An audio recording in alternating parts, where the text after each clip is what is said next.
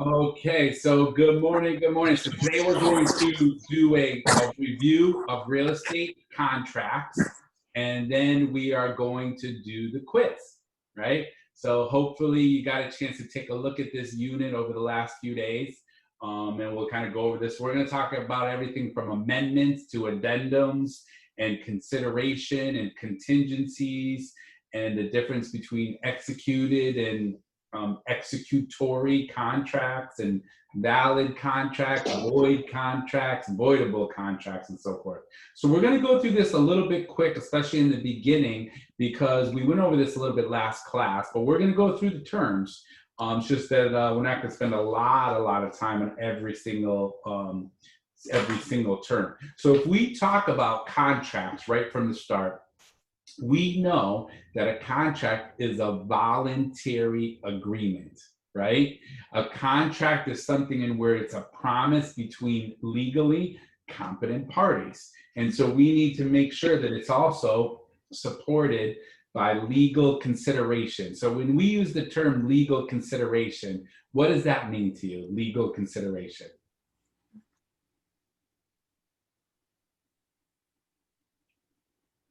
Legal guidance, like a lawyer. Well, when we use the word consideration, what does that mean? Anyone know? Has to be something of value. So the word consideration means that it's someone's going to either pay a certain amount of money, even if it's only $1, right? Or maybe someone has to perform some legal act. Like maybe they are going to put on a new roof on your house, or they're going to do this, or they're going to do that. So when you have a contract, you have to have legally competent parties who are going to, there's going to be supported by legal consideration. Usually that's money, but it could be barter or services. And there's certain elements that have to be in a contract. So number one, of course, like we said, it has to be voluntary. It's an agreement or promise. Has to be supported by legally competent parties and lawful consideration for a legal act. Okay. Now, there's two different kinds of contracts that they want you to know about as far as terms go, meaning either express contracts or implied contracts. So what's the difference between expressed or implied contracts? Who knows what's the difference? Anyone? Express is like in words, oral or written, and then implied is just like demonstrated by their act. That's right. So remember, it's not, express is like, hey, will you sell me your house? And we say, yes, we will sell you this house for $100,000. Now you might think, well, hey, I have an express contract. And you kind of do, but in the state of Connecticut, is that going to be legally enforced? Is that going to be able to be enforceable in courts? No. No, because in the state of Connecticut, what you have to have is anything that's in more than $500 has to be in writing, right? Implied is by their acts or conduct. And that's sometimes where we run into issues, because some agents might think, oh, if I sell them a home, if I sell these people a home, I mean, not sell them a home, if I show them a home, then I'm going to be their real estate agent. But is that how it works? No. If you do not have a written buyer rep agreement, technically it could be an issue, because that's an implied that you think through your actions you're going to be able to represent them, but that's not exactly the case. Does that make sense? So you have to really try to make sure, an example of a buyer representation agreement, that you review those and get those signed by particular buyers. Now, when should you get those signed? When should you review a potential buyer rep agreement with someone? Who knows? When should you review a potential buyer rep agreement with somebody? Right in the beginning, before That's you actually right. start doing anything. That's right, at the very first meeting, right? Like today, right after this class, 12 o'clock, I'm flying off of this call, and in a half an hour, I need to go meet with a new buyer in the office and talk with them about what I'm going to do to help them and the different plans that I have and some of the different strategies that I use, and ask them if they want me to be their real estate agent. And if they agree to that, then I'm going to have them sign a buyer rep agreement even before I go show them even one house. And there's a lot of agents in today's industry that they're not willing to take that chance. They don't want to be rejected, right? And so that is an issue. That's where we come up with problems, okay? Now we talked about express contract and implied contracts. Under those same terms, we also need to know what statute of frauds means. So what does statute of frauds mean to you? I kind of already mentioned it. Anybody know? Contract in writing. That's right. So if we look in your red book for the Connecticut Real Estate Practice and Law, which we're going to spend some time in this in a little while, right? We're going to notice that right from the start, they have in here a paragraph or two that says, hey, if in order to be enforceable, see right here, right under overview, what's that second paragraph say? I know you probably can't read it, but you should be reading this. It says right from the start, Connecticut requires that all contracts for the sale of real estate must be in writing to be enforceable. Additionally, contracts for a mortgage loan for over $50,000 and for a lease must be in writing. And that is the statute of frauds, right? And so that's where we talk about for Connecticut. All right. Now, we also, different types of contracts. We have bilateral contracts and unilateral contracts, right? So if we say bilateral contract, what type of contract would be an example of a bilateral contract? What's the difference between bilateral and unilateral? Bi is 2 promises versus 1 promise. Right? So if we think of an exclusive right to sell listing agreement, right, where you promise that you're going to diligently work on selling someone's home or finding a buyer for their home, right? That's your promise as a real estate agent, right? Now, what's the seller's promise?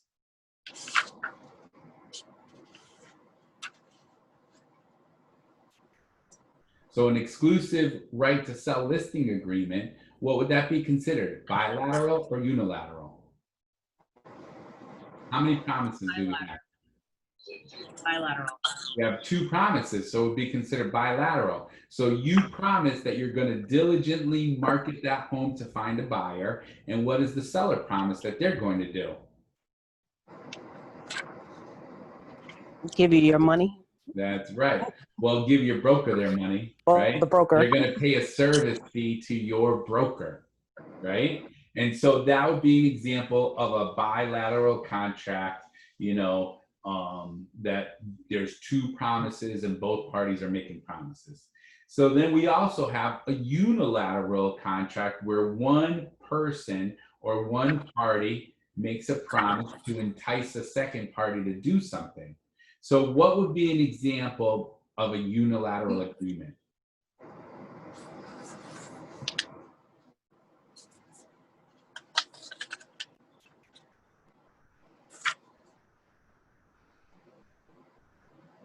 What would be an example of a unilateral agreement where really only one person is making a promise? An exclusive agency? Well, exclusive agency, they still have an agent who promises to market the product properly, right? To diligently market it to find a buyer. So it wouldn't necessarily be exclusive agent. What about something like a referral amount paid to somebody who brings you a potential buyer, or like a reward paid for something? Right? So what maybe kind of, I mean, we'd have to probably get a little more deep in that, but just to make it easier to think about, the two that come to my mind that we have talked about maybe a little in the past is the first one is an open listing. So who knows what's an open listing? Anybody know what's an open listing? How does that work? Where you can have multiple, oh my gosh, what's the word I want? Multiple listing agents, but I guess, I don't know, I guess you're still signed, you're not designated to sign with one of them? Okay, kind of. So with an open listing, you have one seller, right? And then this seller signs agreements with multiple real estate brokers or agents saying, hey, if you bring me a buyer, I'll give you 3%. If you bring me a buyer, I'll give you 4%. If you bring me a buyer, I'll give you 8%. And the story can go on and on and on. But do those agents, are they making promises to do anything? No. They can say, okay, I'll try to find you a buyer. And if they do, they do. And if they don't, they don't. You see, so that is, you know, again, that's a unilateral contract. So who's the one that makes the promise is the seller.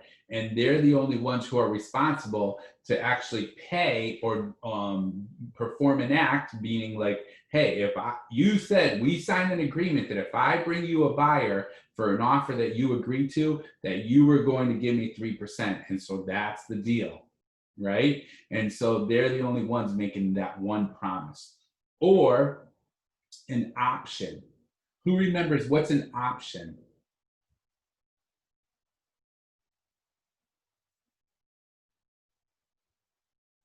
Anyone remember what's an option?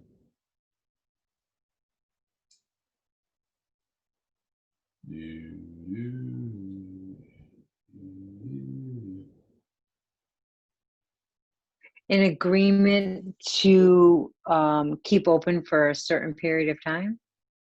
Yeah, like, I mean, I might say to you, okay, maybe you have a house that an investment property that I really want to buy, but I don't have my money together right now. And I say, listen, I need 6 months to get this $1 million together. So if I give you $50,000 right now, do you promise to sell me this property in 6 months?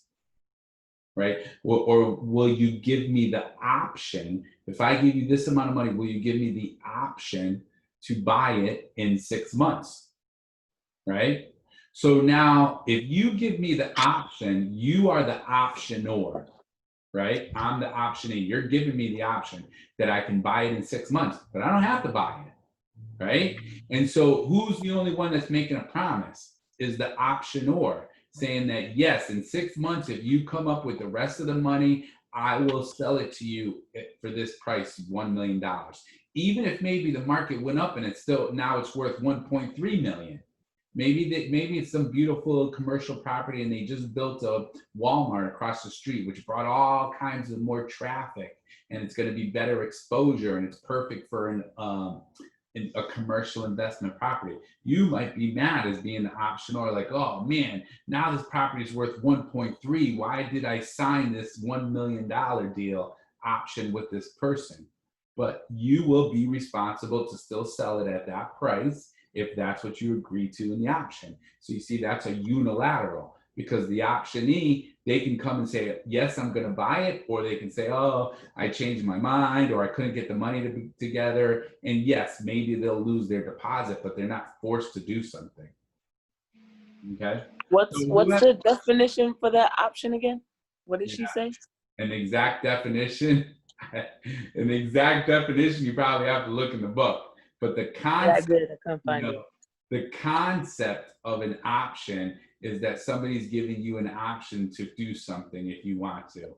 You know, that Okay. you want to buy a house in the next in 6 months and so forth. All right. So we talked or learned about express contracts. We learned about implied contracts. We discussed statute of frauds. We discussed bilateral contracts, unilateral contracts. Does anybody have any questions on those items? I do have one quick question, Rob. Is an option similar to a contingent offer? Like when somebody puts in an offer on a house and says, I will buy your house contingent upon me selling my house first. Is that similar? It's a little bit similar, but it kind of, the contingency kind of takes things to the next step because it doesn't leave things as open, I would think, for somebody to be really, I mean, I guess it could be considered that a little bit. But just remember, when we talk about purchase and sale agreements, people are a little bit more locked in. Yes, they have contingencies to back out, but it's not really like frivolous or, you know, like a basic option. An option is like, you don't really have to give a reason. You know, you could say, oh, I didn't get the money that I needed to get, or I changed my mind. And I mean, we really don't do a lot of those anyways. But in my mind, an option, you know, the optionee has a little bit more freedom. With a purchase and sale agreement and contingencies, you know, you might have to actually prove things. Like for instance, a mortgage contingency. You know, I know how you had mentioned about selling a house, but let's say I'm going to buy a property and I put in there that I have a mortgage contingency that I will have to get a pre-approval or a commitment letter, let's just say within a month after signing this agreement. Right? And if I can't produce that mortgage commitment letter, then I basically can get out of the contract. But the way that it's usually written is that if I can't get the mortgage commitment letter, then I have to provide a mortgage denial letter in order to get my deposit back. Otherwise, I'm going to lose my deposit. So it kind of takes things to the next step a little bit, but it probably could be considered like in the same realm of or family of things. So that's maybe a little bit of a good comparison. Okay, thanks. Yeah, no problem. Any other questions about that sort of thing? All right, how about we talk about some issues when we talk about contracts? So some of the issues that come up, right, is what is the validity of contracts, right? How are they described when they're described as valid, voidable, void, or unenforceable? And so those will be the kind of questions that they'll ask on the state exam. You know, the following, all of the following are voidable contracts except. All of the following are valid contracts except, right? So let's talk about first valid. Valid means that you have all the essential elements that make it legally sufficient, enforceable, and is binding in a court of law. So what are the valid elements or legal elements of a contract? What are the things that you need to have in a contract, every contract, to make it valid? Anybody know? Dates, start date and date. Right, usually if it was like a listing agreement or a buyer rep agreement, yes, definitely. What else? The address or physical location of the property. Okay.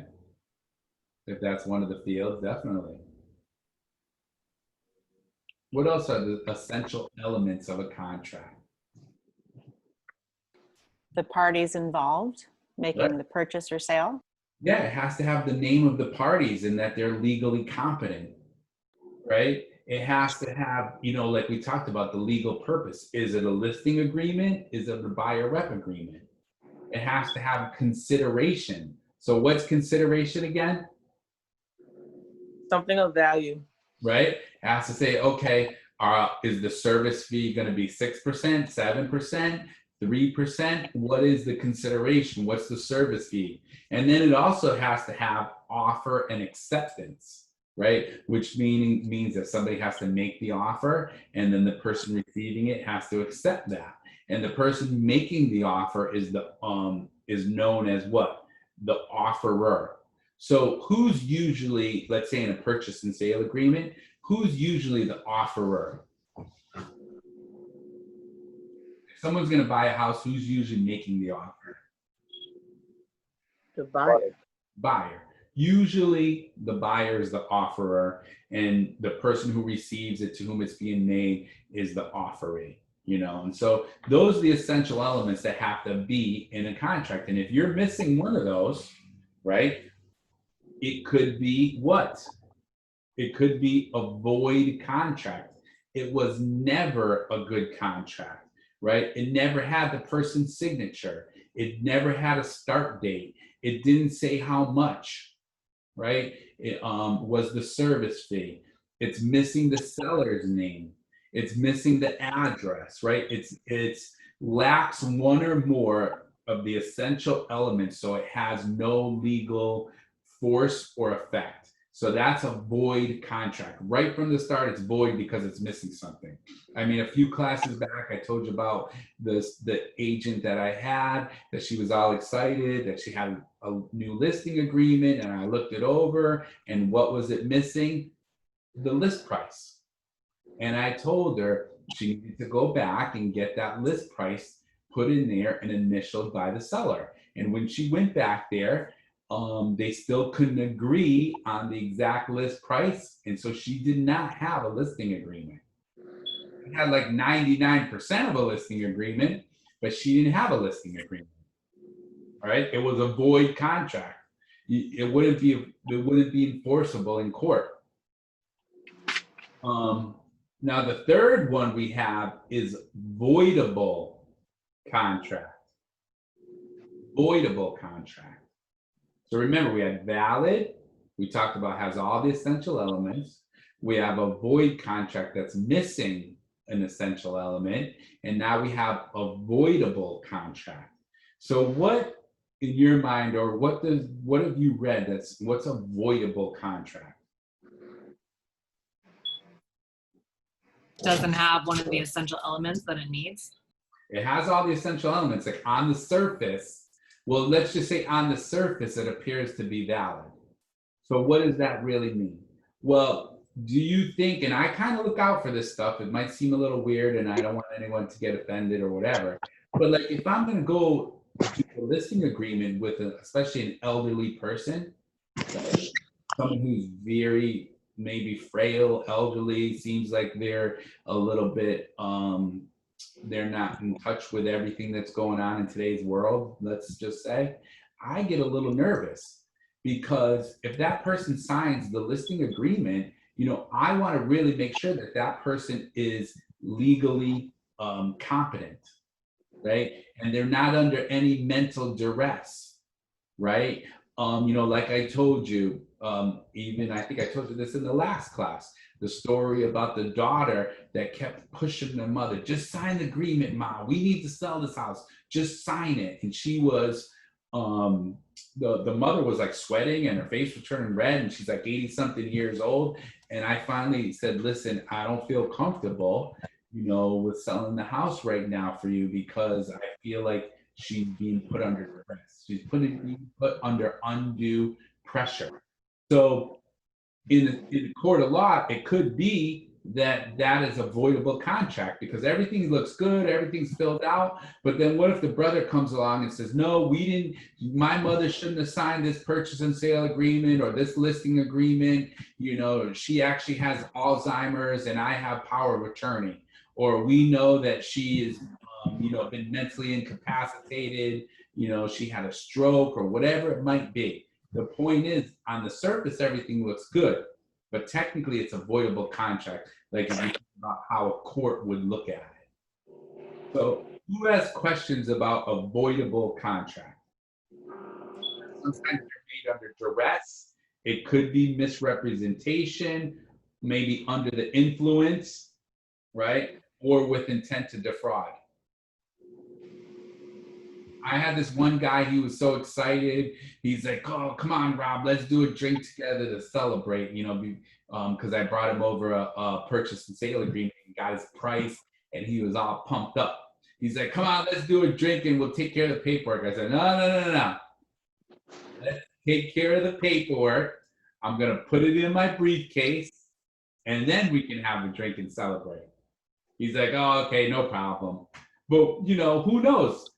He has a drink, signs it. The wife comes in, says, what the heck you doing? You're drunk. You shouldn't have been signing this stuff. We don't want to sell the house at that price. And now there's like a big issue, right? You just never know. You know, dealing with contracts and agreements and clients, it's like a chess game. You have to be thinking 3 steps ahead, and you have to be doing the right thing and making sure that you're not going to have any problems. So that's avoidable contract. So you see now the difference between valid, void, and voidable. And then the last one we have here is unenforceable contract. So what would be an example of unenforceable contract? An oral agreement. Could be an oral agreement right from the start. You know, you could be like, we shook on it. Well, in today's world, we're not allowed to shake hands, right? We did a fist bump. We did an elbow bump on it. We did an ankle bump on it. We did a fist bump on it. I don't know. But that stuff is no good. It has to be a signed, written contract to be enforceable in the state of Connecticut. That's as simple as that, right? Or it could be, maybe it's just not legally possible. Right? You want to put in an in-ground pool, you give this contractor $10,000 towards the price, and sign a contract that he's going to install it and all this good stuff, and then come to find out that the town won't give you a permit for it because they say it'll go partially over your septic, right? So that's basically, it's not going to be enforceable, that contract, where it's not going to be able to happen. Right? So that would be considered. When a contract is discharged, or they call it discharged when it's terminated, right? And basically it's terminated when it's been completely performed, with all its terms fulfilled and so forth, okay? Now, there is a term called time is of the essence when we talk about contracts. So what does that mean, time is of the essence? It has to be performed within a certain Within a date. time. That's right. Now, most purchase and sale agreements in Connecticut that we have when it comes to real estate, the closing date is not time is of the essence unless it's written time is of the essence. So what does that really mean? The way that it usually works is, okay, we say we're going to have a closing a lot August 11th. Right? And so maybe something happened where there's the storm that comes through, or the mortgage person got sick, or something weird happens, and we just can't have the closing August 11th. Okay? If it's not written time is of the essence on the contract, we have a reasonable amount of time after that. Now, some people get mad and they don't like that. But, you know, things happen and everybody's human, and it does cost people sometimes more money, and it's not a good thing. The whole point is, though, if August 12th comes along, the seller can't say, that's it, you said you were going to close on August 11th and you didn't, so I'm going to put it back on the market right now today, and I'm going to sign another contract. Because technically, they would have 2 purchase and sale agreements at that point, and they could have a big time problem. Because the way that most courts look at most of the purchase and sale agreements, if it doesn't say time is of the essence, then they have that date and a reasonable amount of time. So what's a reasonable amount of time? I don't know. I guess, you know, it's going to depend on the judge and what they think. It could be a week. It could be 2 weeks. It could be 3 weeks. Who knows? I mean, there's no exact date or number. But someone earlier in this class mentioned contingencies, right? So what is a contingency? Who knows what's a contingency?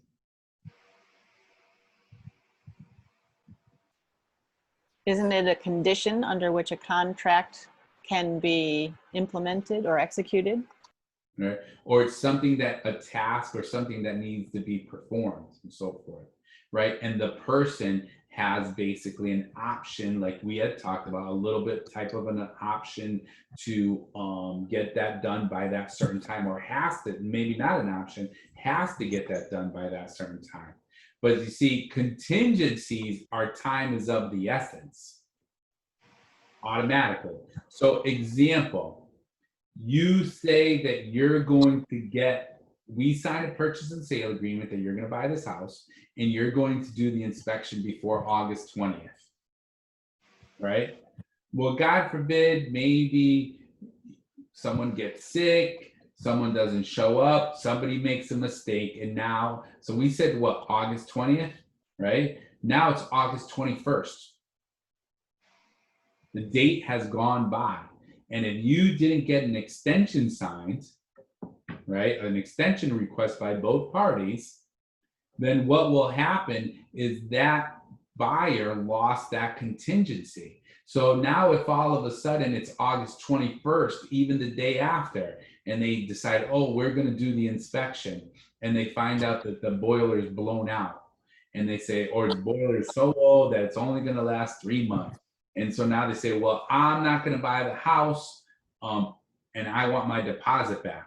Well, by all rights, the seller, I mean, you know, do we try to be flexible and work with people and help things out? Yes, but by all rights, and sometimes it does happen, the seller doesn't have to give the deposit back. That deposit technically belongs to the seller at that point because you're not within your dates.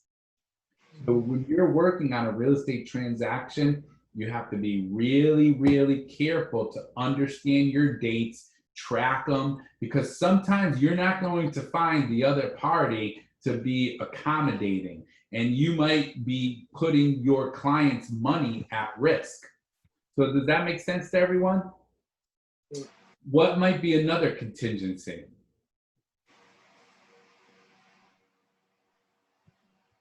When we talked about mortgage, we talked about inspection. How about mortgage commitment letter?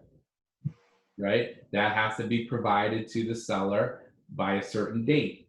And if you can't get the mortgage, then you have to give them a denial letter. How about appraisal? Right? That could be another one, so forth. And there's a few different contingencies out there. Okay. So remember, time is of the essence is when a party, something has to be done within a certain time frame. When do you think you would use time is of the essence on a purchase and sale agreement?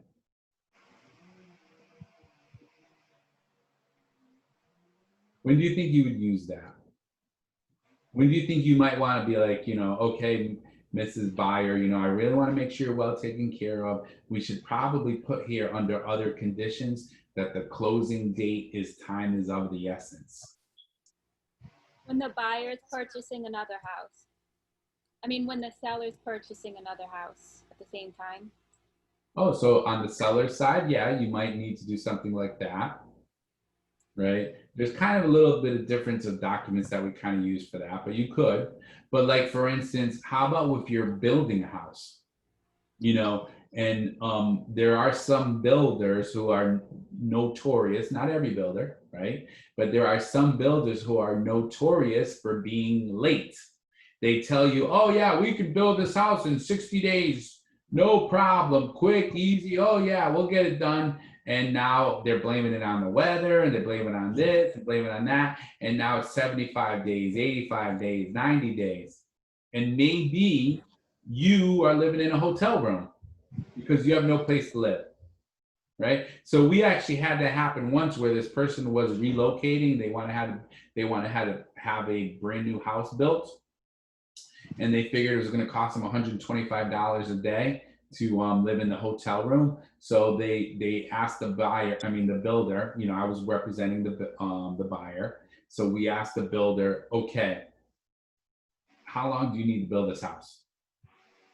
And I don't know, it was something like 90 days. And we're like, are you sure? Is this the date? No problem. You're not going to have any issues, because the buyer is going to have to live in a hotel room every day after that. And it's going to cost them about $100, $150 a night.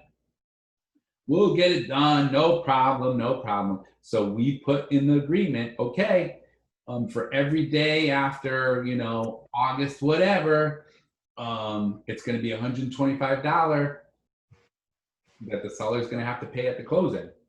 And would you know that seller, he was that buyer, that builder, he was pretty upset because he had to pay like 9 days. He's like, you're really going to hold me to this? And I said, we looked over at the buyer. We said, it's up to you. And the buyer's like, yeah, I had to pay for it. So it cost them $1,000, over $1,000. So that might be an example of when you would want to do that if you're working with a builder, if you have some really tight time constraints on you. But you see, it doesn't really help if you don't put a penalty in there. I mean, on the seller's side, you can say, hey, time is of the essence. So like, let's say again, it was August 10th that we were supposed to have the closing. Maybe the seller has a backup offer, or maybe they just really need to sell this house quick. They put time is of the essence for the closing date. And so on August 10th, the closing doesn't happen. On August 11th, they can put it right back as active because it's basically that agreement's no longer valid. Again, you probably need to talk to an attorney, right? Because I'm giving you kind of a little bit of legal points, and not all attorneys or courts will agree with what I just said. But for the most part, that's how we do it. Okay. But you're going to want to have your client's attorney involved in that, just to make sure. All right. So everyone understands time is of the essence. Any questions on that? All right.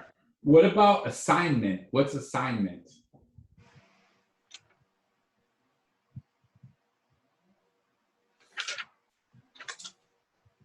Who knows? What's assignment? A transfer of rights. Right? Transfer of rights or duties under a contract may be assigned to a third party. Right? So, there are some agreements. Now, we pretty much try to stay away from this in residential, and sometimes things get a little bit crazy because people try to do assignment of rights and so forth, like people who try to do wholesaling, and it gets a little bit, it's like they're trying to make money off of the sale before they even buy it. And sometimes things get a little bit crazy with that, but we usually don't do that. Okay. Allowing people to assign contracts when it comes to regular residential. Most of the time it doesn't happen. How about novation? What's novation? Substitution of a contract. Right. So, I mean, we haven't seen, we don't really have to do this much anymore, but it used to be back in the olden days, right? We would have to write out a contract, and then maybe we would fax it to the buyer to sign and fill out or whatever. Then the buyer would fax it back to us. Then we would fax it to the seller's agent. Then the seller's agent would fax it to the seller. And you see, after 3 or 4 of those faxes, what happens to contracts or to any kind of documentation?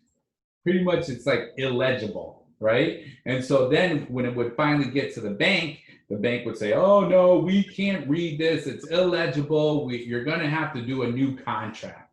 And so now we're asking the parties to re-sign the exact same contract. And do people like re-signing documents? Do they feel weird about it? Like maybe something's changed, they don't 100% feel comfortable and so forth. So that's the issue. So novation, we usually don't have to do anymore because of the wonderful world of electronic signature and so forth. But that's what novation means. Breaching a contract. What does it mean to breach a contract? A violation or of any of the terms or the covenants or the tasks that people were supposed to do or conditions of a contract. So if a seller breaches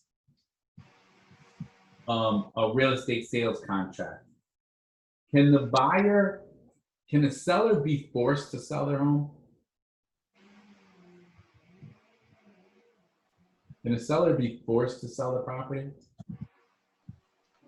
What was the question? Can a seller be forced to sell the property? If they sign a purchase and sale agreement and they change their mind, right? Or maybe they were going to get a job in Florida. Here they are in Connecticut. They're selling their property. And now 2 weeks before the closing, right, they don't get the job in Florida. Can they be forced to sell their property? Yes. Right. And so that's called suit for specific performance. where the buyer asks the court to force the sale to go through with the sale, and or the buyer can ask to choose to sue for damages. Because remember, maybe the buyer started moving stuff, the buyer paid for the inspection, the buyer paid for the appraisal, all these different things could be happening, okay? Now, if the buyer defaults, okay, if the buyer defaults, what usually happens? Meaning, like, all of a sudden now the buyer doesn't buy the property. What usually happens? They'll lose their deposit. Right? So usually they just lose their deposit. But are there some instances where the seller can sue for the entire amount? Yeah. So, like, let's say, for instance, you know, it's one thing if the buyer was lying on their mortgage applications, or something happened now that they can't get the mortgage and they kept the seller hanging, you know, maybe then it'll just be that the buyer loses their deposit. But what if the buyer said, hey, I'll buy this property? You know, we kind of almost had something like this happen where the buyer says, I'll give you, you know, it was a flip. I'll give you $80,000. Here's my proof of funds showing that I have the $80,000, and I'll buy it as is, and I'll buy it in 10 days. So now we waited, and the 5 days went by, 7 days went by, 10 days went by, 12 days went by, and then we find out that the buyer just changed their mind. Right? So then we went and talked to the seller's attorney, and the seller's attorney basically told us that, hey, there's a couple of things we can do. You could just keep their deposit and move on in your life, right? Or you can force them to buy it, because you can tell them, hey, if you don't buy this property after keeping us waiting for this time, then we're going to sue you for the entire amount, because we know that you have the proof of funds and you're just you have no reason, no reasonable reason, contingency, condition that allows you to just back out like that. And so you were not doing business in good faith. And there's a chance that the court would force the buyer either to buy it or just give the seller 80 grand. But we told the buyer that, and the buyer just decided to buy it anyways. You know, so things could happen. And so usually when we talk about the seller just keeping the buyer's deposit, that's called liquidated damages. And that's usually the way that it goes. Now, is there a certain amount that you have to give for deposit? No. Right? I mean, it could be $100, it could be $1,000, and there's different ways of looking at it depending on what you want to do. Like that deposit or escrow amount is actually a negotiating opportunity, because if you're able to give someone more money for deposit, are they going to feel more comfortable accepting your offer, especially if you're in bidding with other people? Yeah. I have this one investor that he'll go, you know, let's just say again, there's this $100,000 property on the market, right? And he'll tell people, hey, listen, I will give you $20,000 now. No, what am I talking about? I'll give you, I'm getting my numbers mixed up. I'll give you $60,000 now, and then I'll give you another $20,000 in 10 days. I'll buy the property for $80,000. Now, a lot of people might be like, well, it's listed for, they're asking 100. Why would the person only take 80? Well, is that person going to feel so much more comfortable taking that $60,000 right now? And believe it or not, this is the way this investor does it. And he gets some contracts. He gets some deals every now and then. Not every single time, but there are people that, you know, maybe it was their parents' old beat up house. They're not looking to make a killing. They just basically don't want to deal with it. And if they can make a few bucks, that's great. And they're willing to take that. Right? They don't have to worry about inspection. They don't have to worry about appraisal. Maybe they want to go on a trip to Italy next month. Well, these days we're probably going to go to Italy. I was actually, by the way, what's today? I was supposed to be in Italy right now today. Funny that I said that. But the trip got canceled. But anyways, maybe they just want that money right away. Okay. So we talked earlier about Statute of Frauds. Who remembers what statute of frauds that we talked about earlier?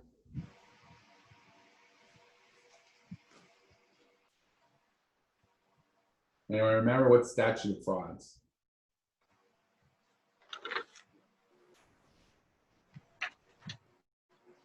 We got to get the memory potion. We have to drink it before class. The memory potion. Contract in writing. Requiring a certain contract be written. In writing, right? Then the next one you have to now learn is statute of limitations. So who knows about what statute of limitations is? Every state limits the time during which parties to a contract may bring a legal action or lawsuit to enforce their rights.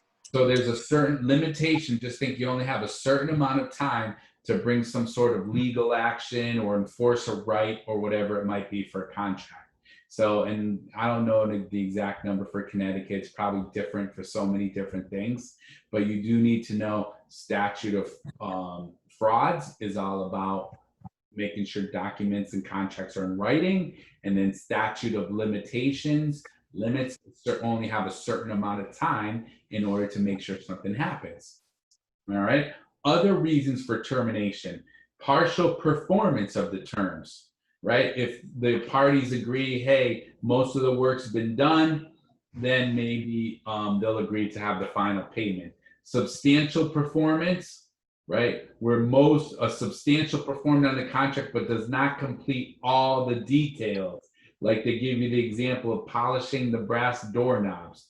The contractor might still be entitled to final payment.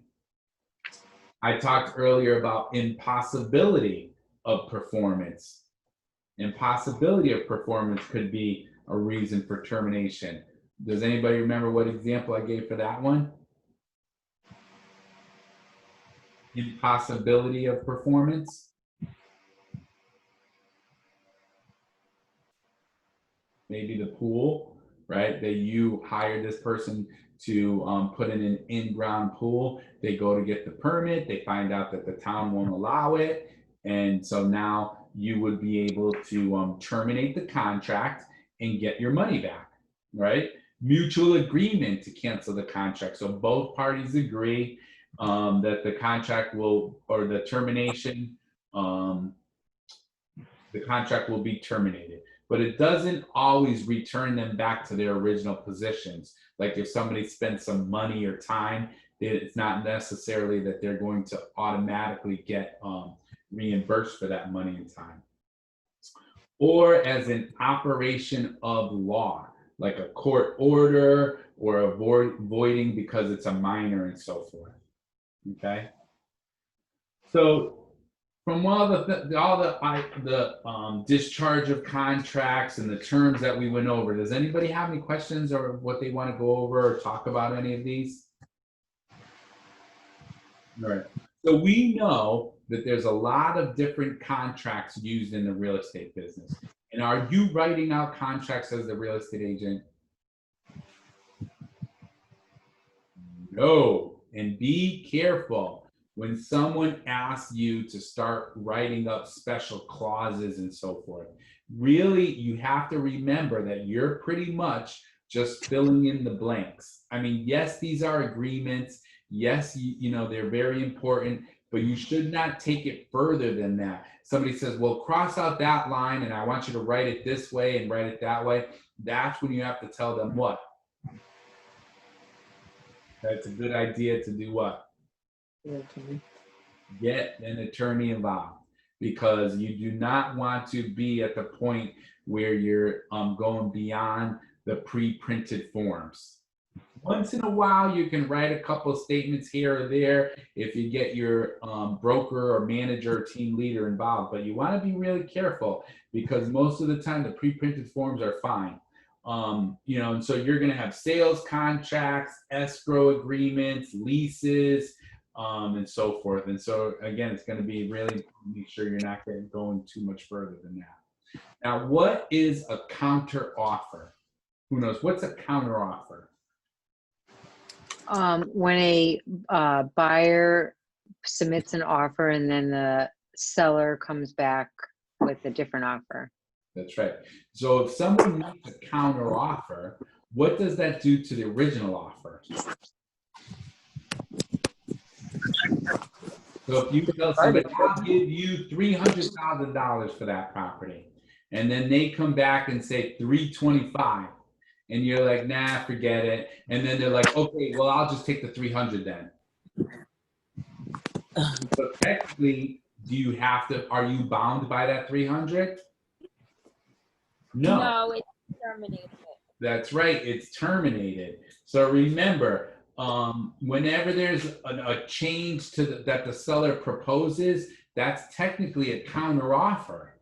So even if you put in the purchase and sale agreement, maybe you know that you have to close by September 30th because you want to be in a new place for October 1st. You put that in the purchase and sale agreement.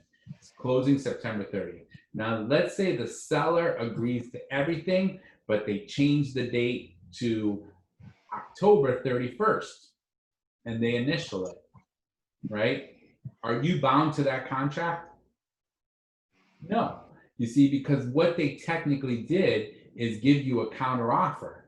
Now, if you agree to that, you're supposed to initial right next to that. But you're not bound to that if that's something that you necessarily don't want to do. So does that make sense to everyone? You're not bound to that. And an offer can be withdrawn anytime before when? Anyone know? The date on the contract? No. No. So you want to hear my story about the rooming home, don't you? The rooming house. So here we were, me and my ex-business partner, and so we were buying all these properties, and you know, at the time we had at one time we had like 54 apartments. And so now we came across this, we weren't at that point yet, maybe we had like 20 apartments. We came across this rooming house, and this rooming house, and I didn't have my real estate license at the time. I was just starting to take the class, right? So we had to call this real estate agent. We called up the listing agent, and hey, his name was Herb. Can we meet us at the rooming house? Because this rooming house, in my mind, I thought it was cool because I'm like, man, this rooming house was going to make like $3,500 a month profit, right? And I don't mind getting down and dirty if I'm going to make $3,500 a month profit from one building, right? So the first thing is, when you own a rooming house, when do you collect the money? When do you collect the rent? The beginning of the month? Beginning of the month? Oh, you're all done. You're not making that $3,500. Is it weekly? Weekly. Now, when do you go every week to collect the money? Nobody knows? You go Friday. How about I was gonna Monday? say Friday. So Friday when? Friday night. Now, what time on Friday do you go? 5. After 5? 5:30. Because if you wait till 6:30, 7 o'clock, what's happened to that money? Gone. It's the Bush Light got that money, right? So you got to be really, not say everybody in the room now, but you know what I'm saying? You need to go every week. So in my mind, you know, at the time, you know, I'm like 32 years old. I got a brand new Explorer. I got a Rottweiler. I got one of those big flashlights, you know, the big mag flashlights, the heavy one. And when I got to go to the apartments, I had no problem. I got my Rottweiler with me. I was the guy to take care of all the apartments. But I had a business partner, which even if I see him, I'm not really, you know, I found out he stole a lot of money from me and all this stuff. So at the time we said, oh, let's make this offer. Hey, we'll give you a check, right? You know, so I'm like, dude, we should really buy this. This is great, blah, blah, blah, blah. And this wasn't the first time we made an offer right on the hood of the car. We wrote up the offer. We gave him a check for $5,000. So he said, okay, let's go back to our office and have a little whiskey, have a little Johnny Walker and celebrate. So now we go back to the office, and my business partner, who's kind of like a little bit soft in my head anyway, in my mind, he's like, oh, I don't know. I don't think this is a good idea.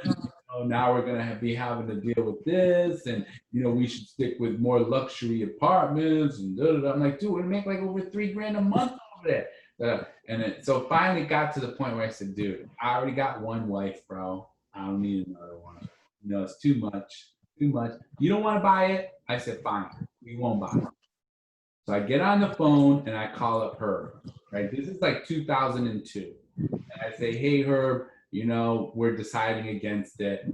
I know we had just met up with him like 2 hours ago. We're deciding against it, so can you let me know? I'll just come pick up. He's like, oh, well, it's actually too late, Rob. Now I'm like, well, what do you mean it's too late? Remember, I started taking the real estate class. So what do you mean it's too late? And so this was back in the day where, it was 2002 or something like that. And yes, we did have email, but email wasn't even close to the way it is now. Most of everything was being done by fax.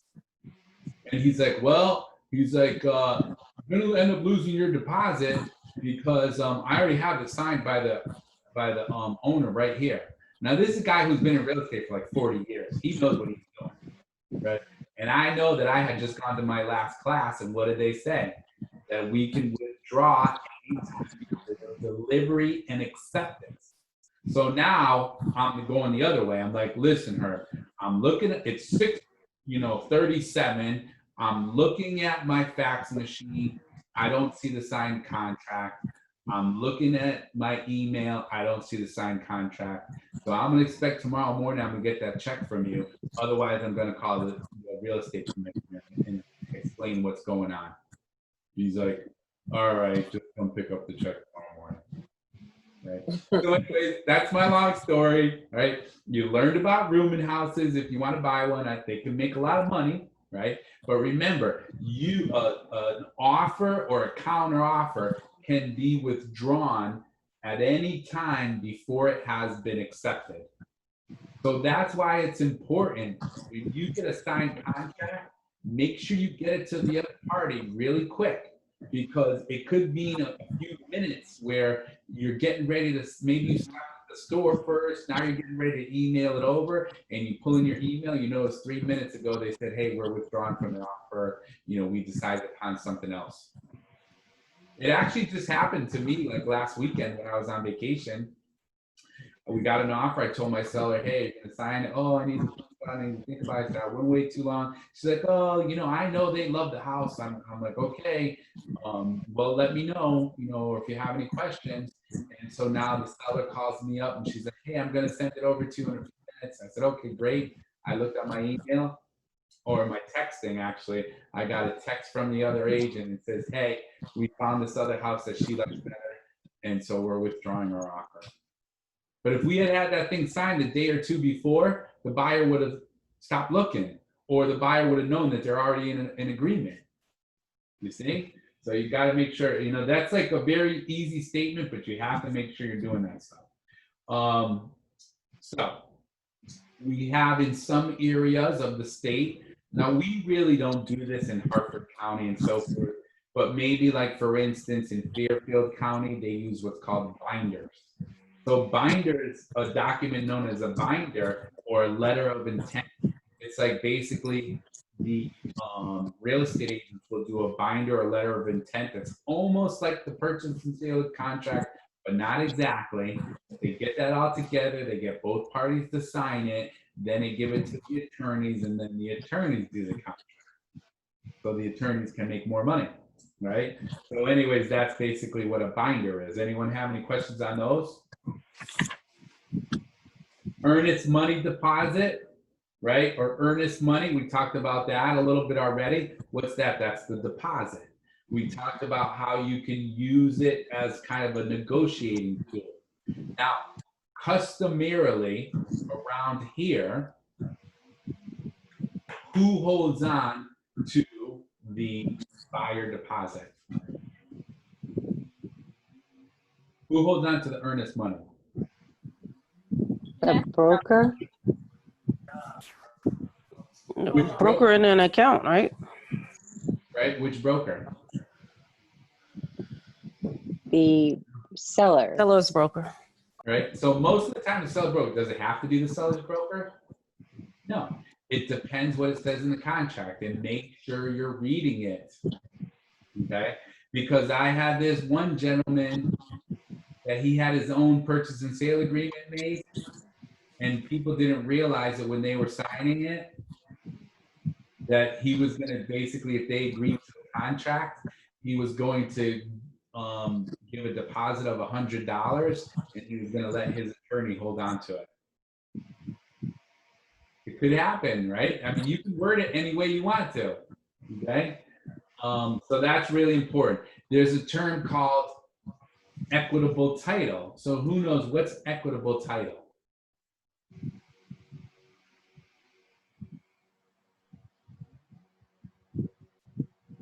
Anybody knows what's equitable title?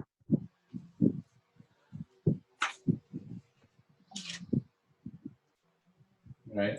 Well, basically, it's that it's really that time period in between where you have an executed contract, right?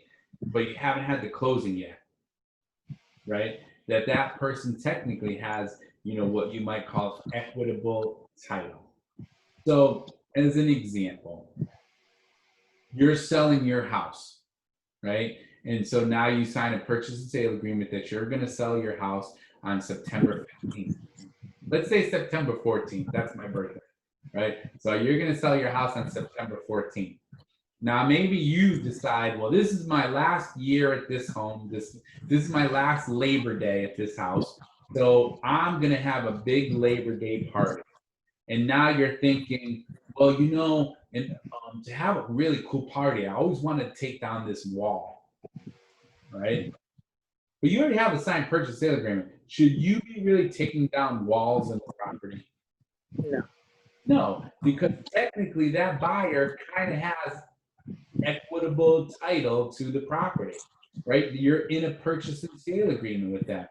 If you have a multifamily and maybe you're going to sell it September 14th, but you have the third floor open as vacant, are you supposed to put a new renter in there without talking to that buyer first? Really not, because they have equitable title in the property. It does talk about destruction of the premises. Pretty much it's different in a lot of states, but really here in Connecticut, the seller is responsible to take care of the property right up to and including the closing day. Okay. So that could be an issue. We talked about liquidated damages. There is a long list of bullet points of provisions of a sales contract. So we're not going to go through this long list because it doesn't necessarily make sense to help you. I think we talked about them, a lot of them already, where you have to have the street address and the seller's name, and you have to have liquidated damages, what the contingencies are, what fixtures are going to stay at the property, who's going to deal with the special assessments if there are any. It's not automatically that the seller has to take care of any special assessments. A lot of it depends on what's the actual agreement say. You got to have dates on there, what's the right to inspect the property and so forth. We talked about contingencies, like a mortgage contingency, an inspection contingency. Someone in class had mentioned property sale contingency, right? Where it will protect a buyer who has to sell their home or sell a home in order to buy the seller's property. So the buyer has to sell a home in order to buy the other property. And that's usually in Connecticut, we usually call that, not all the time, because there's different kind of little versions, but it's usually called, who knows, a Hubbard clause, right? Don't ask me why. The seller might insist on an escape clause in the agreement. So who knows what's an escape clause? Anybody have an idea what's an escape clause? Right.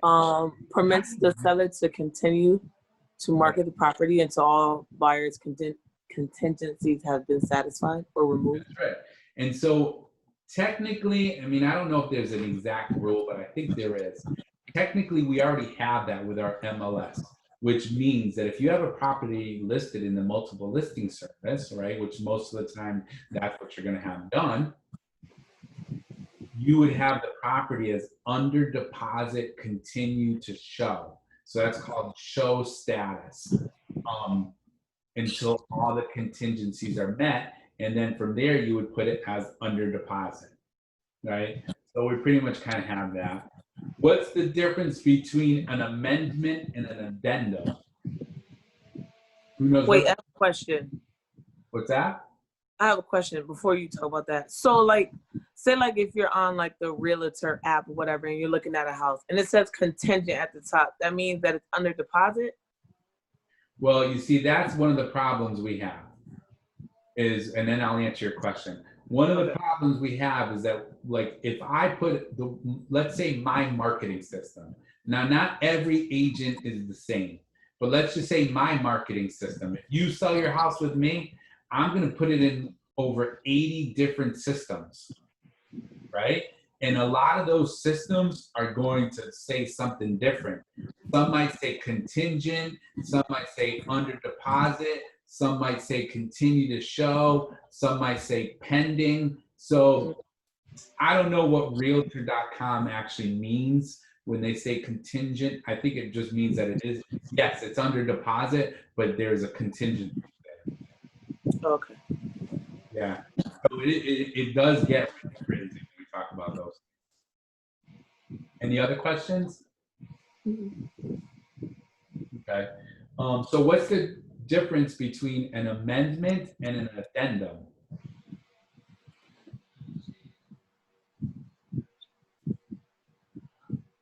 Anybody know? What's the difference between amendment and addendum? An amendment is an addition or a deletion from a contract, but doesn't actually change the main body of the contract, whereas an addendum is an addition to the main contract.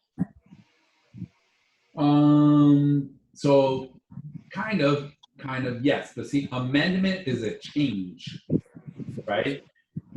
Remember, it's a change where, like, maybe you're changing a date, maybe you're changing a name, maybe you're changing anything. You're changing a term, right? And then remember, it has to be signed initial by everybody. An addendum is an addition, right? An added addition to a contract that may change or be an addition to the original, right? Like maybe all of a sudden now we say, well, the seller is going to give $1,800 seller credit at closing to pay for some repairs that need to be done. So that would be an addendum. An amendment would be like, okay, we're not going to have the closing August 10th. We're going to have it August 23rd. Right? So you need to know the difference between amendment and an addendum. We talked about options, right? Anybody have questions about option, optionor, optionee? Right? And what kind of contract is an option agreement? Is it unilateral or bilateral? Right? Unilateral. All right. And now lastly in this unit, right, is the wonderful world of owner financing contracts, right? So you know, or you're going to learn, is that you have to have, they give you like 6 terms for the same thing a lot of times, right? So when we say the word or the term land sale or land contract, it doesn't really mean that there's that it's land, right? It could be a house, it could be buildings, whatever it is. But land contract is also called a contract for deed, contract of sale, bond for title, installment contract, land sales contract, articles of agreement for warranty deed, right? They all mean the same thing, okay? And who knows? Does anybody know what that is? And do not say rent to own because it's not. So does anybody have an idea what is a land contract?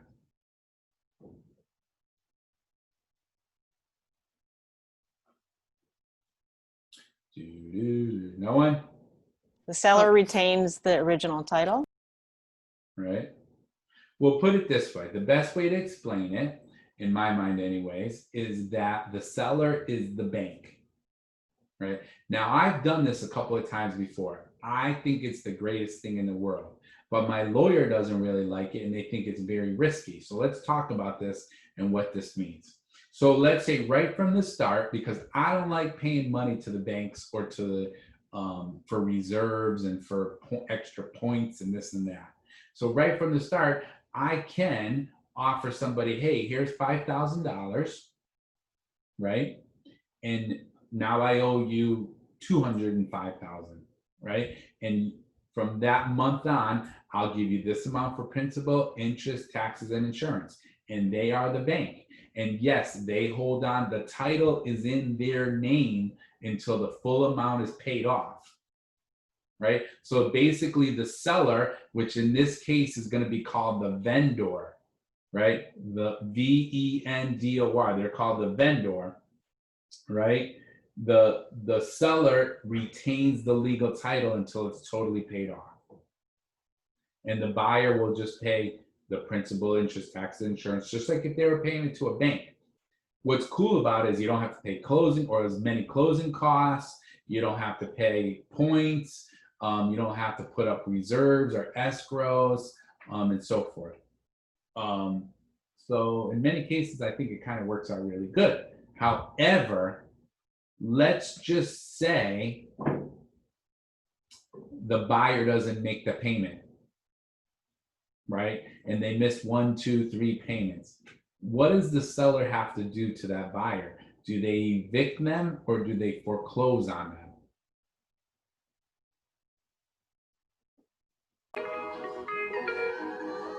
I would say evict. Right? They evict. They evict them because the title is still in the seller's name. Does that make sense to everyone? Who's got questions on that? The other thing about it, and this is why my attorney doesn't like it, is let's say, God forbid, the seller, now remember, the property's still in their name.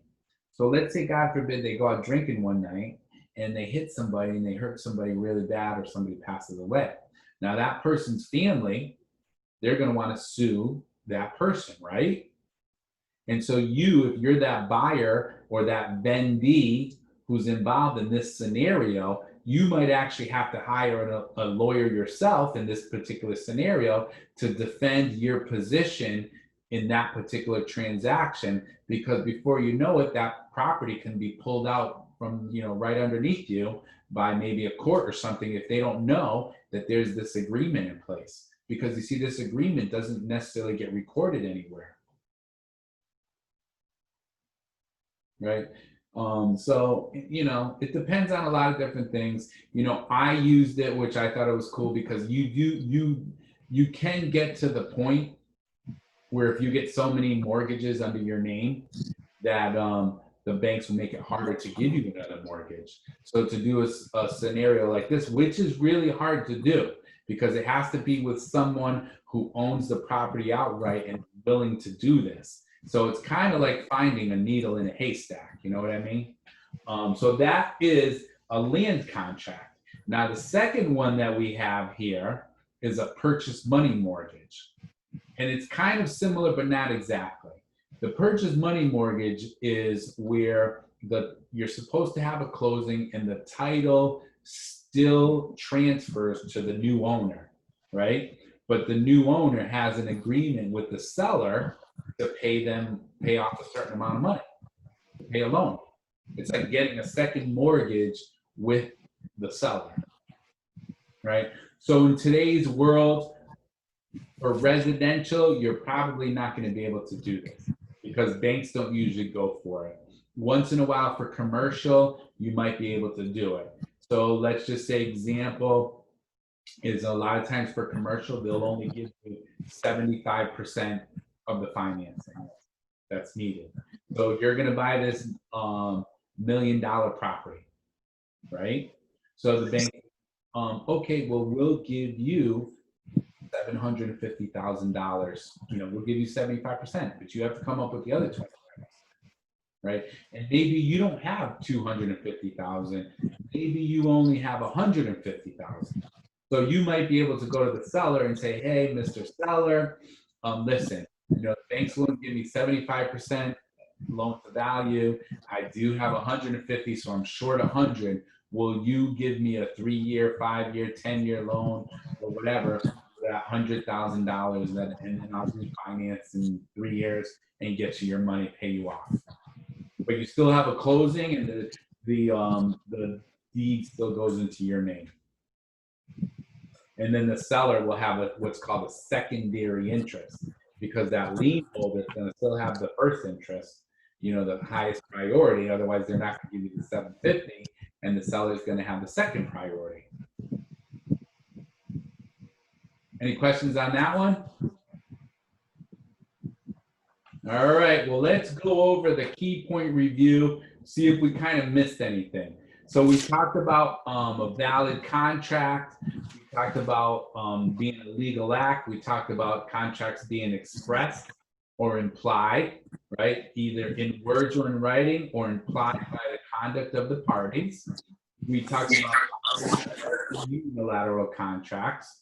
We talked about voidable, right? We talked about void. We talked about unenforceable. We talked about the different ways a contract can be discharged, like partial performance or impossibility of performance.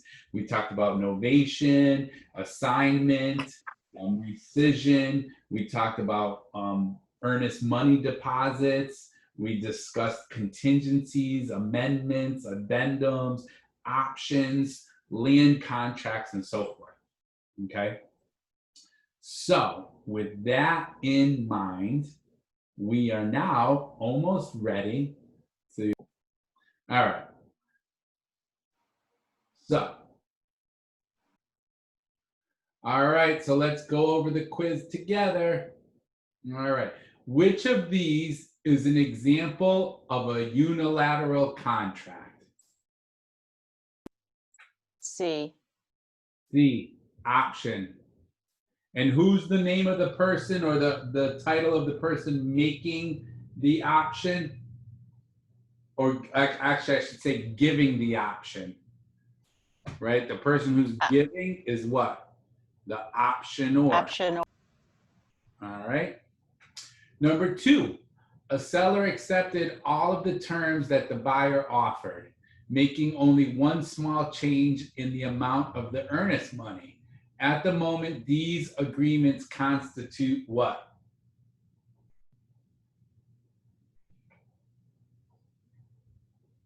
What do you like? Scream it out loud. B. B, counteroffer. You see, because what happened? They made us change. No matter how small it is, when you make a change, that's considered to be a counteroffer. Okay? Number 3, after making an offer, but prior to receiving any response from the seller, a buyer changed her mind about buying a particular lot. She called her agent and said, withdraw my offer. So her action is called a what? C. I said D. D. She made an offer, and then it says prior, so before she received any response, she changed her mind about it. Just like just like my business partner did with the rooming house, right? So we said so it said withdraw your offer. So that is technically D, a revocation. Make sense to everyone? Because she withdrew it beforehand. So that's okay. All right. Number 4. A real estate broker announces to the salesperson, people in her office, that she will pay $1,000 bonus to the top selling salesperson each quarter. This contract is a what?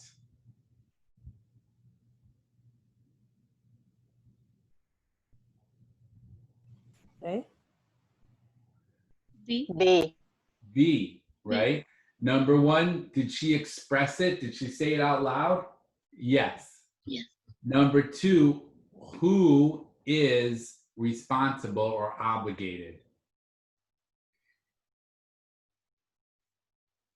Right, the broker. Broker. because that's why it's unilateral. If all the salespeople in the office sell a house or don't sell a house, they're not like making any obligation, right? It's all about that. This is what she is saying, you know, this top broker.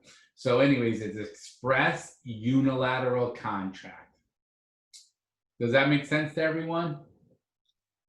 All right. Number 5, a buyer makes an offer on a house and the seller accepts it in writing. What is the current status of this relationship?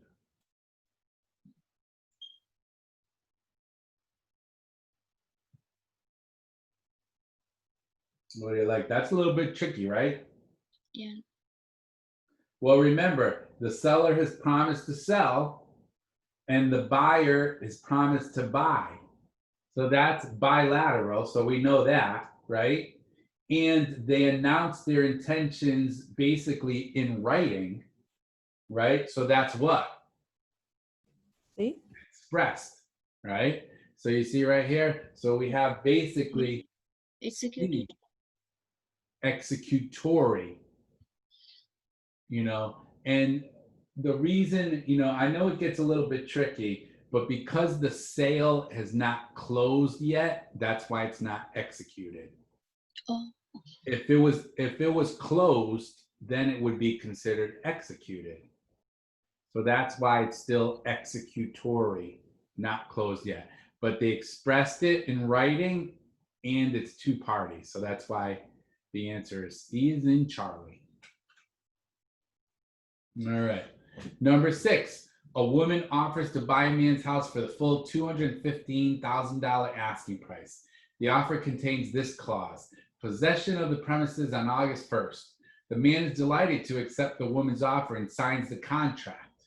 First, however, the man crosses out August 1st and replaces it with August 3rd. So you see he made a change because he won't be back from his vacation. He then schedules movers. What is the status?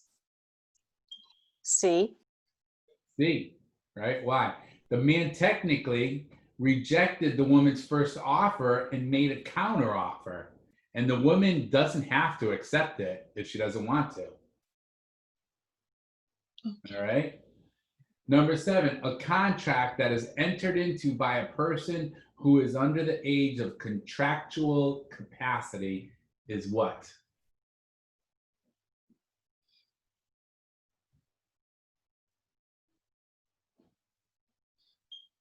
What do you like? C. Voidable.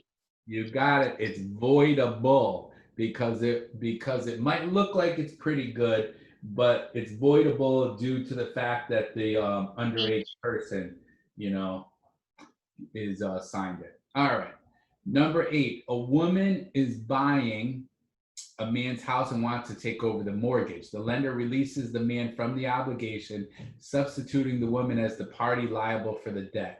This new agreement is called a what? A. Right, an assignment. So what they want you to say here,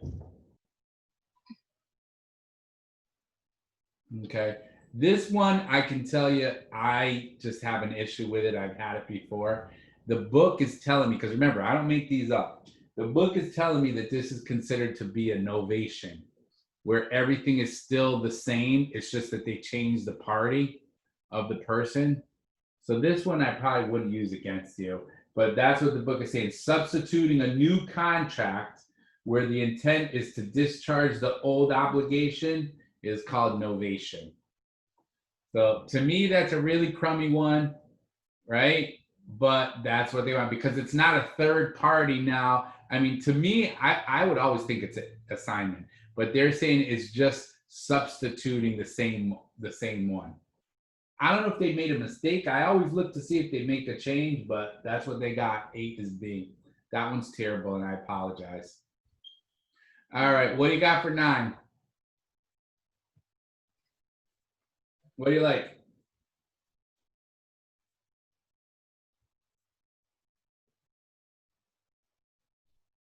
Did the seller breach the contract without legal excuse?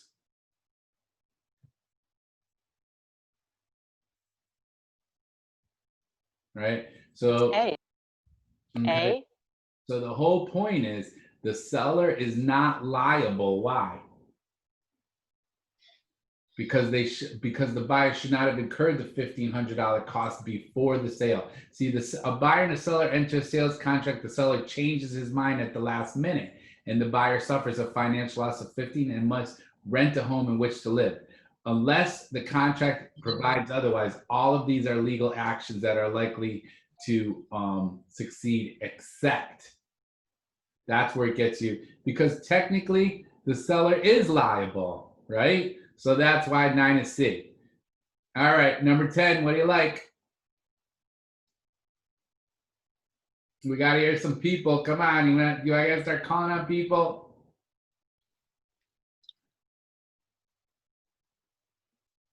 What do you like, number 10?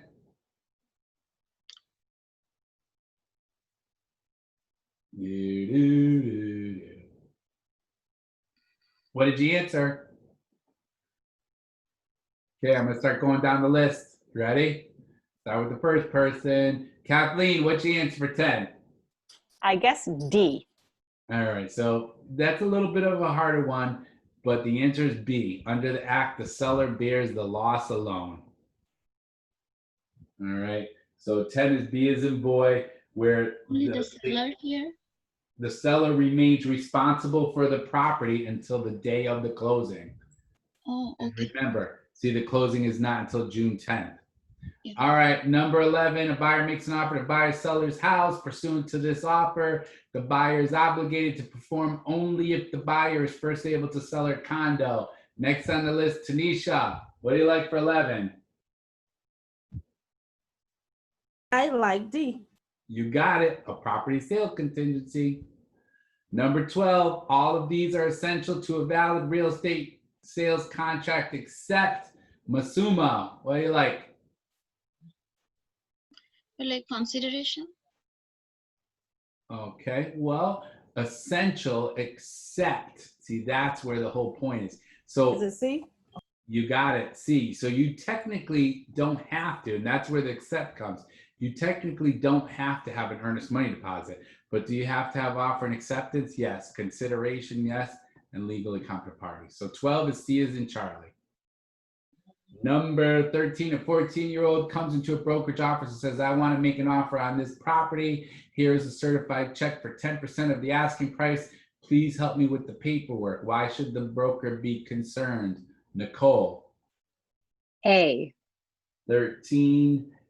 Well, because of the parties in mind of the contract is illegal. See, it's technically, remember, we don't use the word that the contract is illegal where someone can get in. So C. You got it. It can be. Would it be C? Yeah, okay. Yeah, it can be disaffirmed. It's voidable. Okay. Right.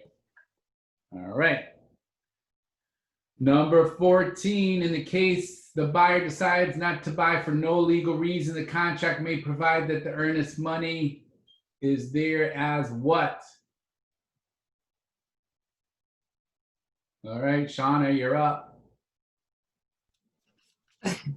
D. You got it. D as in dog. Good job. Number 15, the buyer and seller agreed to a closing date of September 7th, and that time is of the essence. So which of these is the closest meaning of the phrase? Rebecca, you're up. What do you like, Rebecca? D. You got it. Closing must be on or before September 7th. Good job. Number 16, which of these is not typically a factor in determining the amount of the earnest money deposit? Alexis, you're up. What do you like? Alexis? What do you got for 16?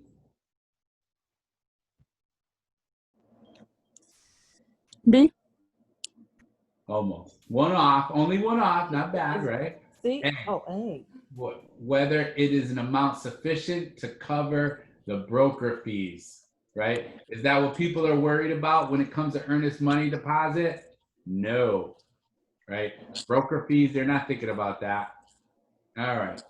Number 17, if a man threatens another man with violence in order to get him to sign a contract, not a good idea. To sell for a property for a low price, the contract is voidable because there's lack of what? Consent. 17, you got it, consent. Number 18, if a contract seems to be valid, but neither party can sue the other to force performance, the contract is said to be D. unenforceable. May look like it's valid, right? But it's not. Unenforceable. 19. What is minimum consideration in a valid contract? Liz, you're up. What do you like? D. You said D? D. Anything? I said. D for bad. No.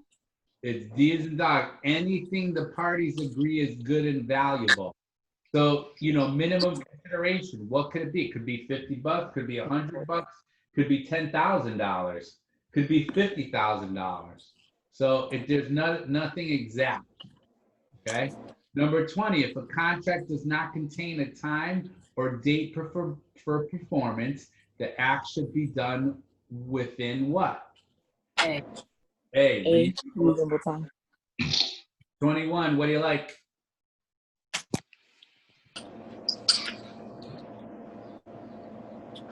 See how it says both parties are back to their positions they held before the contract. So 21 would be B as in boy. 22, when an offer is considered to be accepted, what happens? Executed. B. When an offer is considered to be accepted, what's one of the things that I told you is very much key? When the broker notifies the buyer that the seller has it, you know, basically gives it to them, right? Not a signed receipt, but gives them the copy of it. No lag time. 23. I know that's 23. Additional conditions that must be satisfied before a sales contract is fully enforceable are called what? Amendments? Contingency. Oh. Things that have to be done that must be satisfied. 24. The amount of the earnest money deposit in a sales contract should what? B. B. You got it. Discourage them from walk away. And the term statute of limitations is best described as the limitation on the what? A. A. You got it. So if you got more than 4, I'll even give you a break, right? If you got more than 5 wrong, you probably need to go back and study. Usually I say 4 wrong, that'll get your 80%. All right, my friends. Well, that is pretty much, right, the unit on contracts. So does anyone have any questions on that? Anything that you want to go over a little bit more? You feel comfortable? All right, well, I definitely appreciate you being here and going through that with me today.